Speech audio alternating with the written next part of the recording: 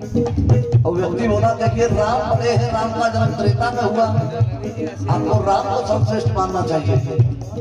कृष्ण छोटे हैं, कृष्ण का जन्म द्वापर में हुआ। अब दोनों भक्तों में बड़ी मीठी बहस छिड़ गई। एक कह रहा है मेरे राम बड़े हैं, दूसरा कह रहा है मेरे श्याम बड़े हैं। सबसे पहले राम भक्त बोला मैं बताता हूं आखिरकार मेरे राम क्यों बड़े हैं। मेरे राम रावण पे तीर चलाते, मेरे राम इसलिए बड़े हैं, मेरे राम ने रावण पर तीर चलाया। मेरे राम रावण पे तीर चलाते हैं, पर तेरे सब मथुरा को छोड़ भाग जाते हैं।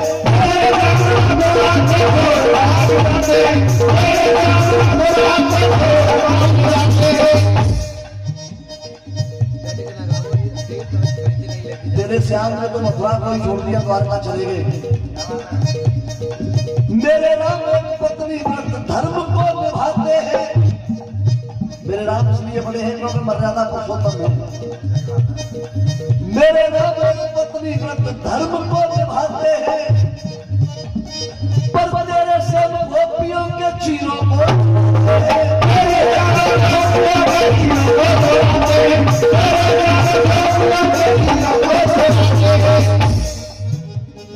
मेरे राम ने ऐसा कार्य कर दिया संसार में कोई देख नहीं कर पाया। पत्थर पानी में सदा डूब जाते, पत्थर पानी में सदा डूब जाते, तेरा दीवाने मेरे राम है। पत्थर पानी में कभी तैर नहीं सकता, नदीर तो केवल सहारा से राम के नाम से पत्थर आज भी पानी में तैरता है। अब कृष्ण भक्त बोला बस इतनी सी बात है, पत्थर तैरा दिए तो राम बड़े हो गए। अब मैं बताऊंगा मेरे कृष्ण क्यों बड़े। राम ने राम से तो बना दिया, कोई बड़ी बात नहीं है, लेकिन मेरे कृष्ण क्यों बड़े। तेरे राम बादलों में पत्थर उठवाते हैं, और जिनके हाथ में चाय लग रही है उनकी तालियां जरूर बजनी चाहिए स्वयं। तेरे राम बादलों में पत्थर उठवाते हैं,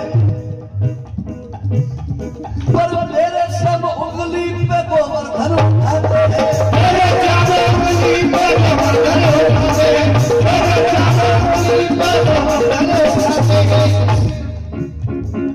मर्यादा पुरुषोत्तम में भगवान राम, पर एक जगह थोड़ी सी मर्यादा में भूल हुई। क्यों? तुम सब पुरुष न मौसम नारी ये से जो तेरे नाम एक नारी की नाक कटवाते हैं। कौन सी नारी की नाक कटवाई राम जी ने? सुपर्णखा। क्षत्रियों का धर्म नहीं होता किसी और पे मार करना, भगवान राम की मर्जी के बिना कुछ नहीं होता। तेरे नाम एक नारी की नाक कटवाते हैं, और मेरे श्याम ने क्या किया? मेरे श्याम द्रौपदी की लाज को बचाते हैं।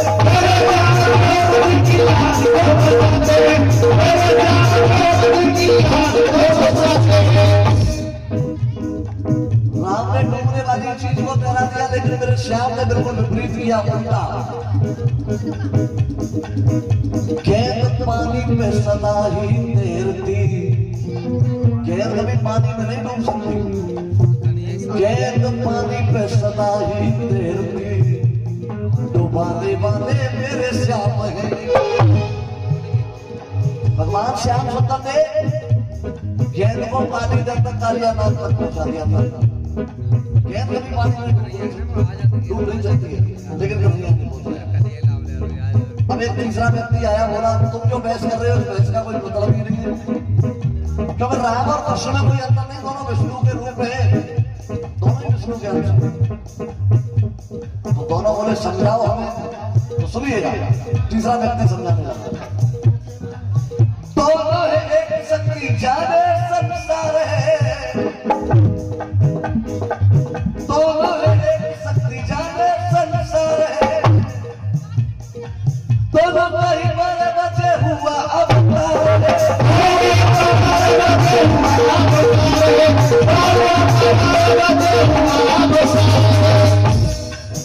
इतना है, राम का दिन में 12 बजे हुआ तो कृष्ण का रात्रि में 12 बजे हुआ।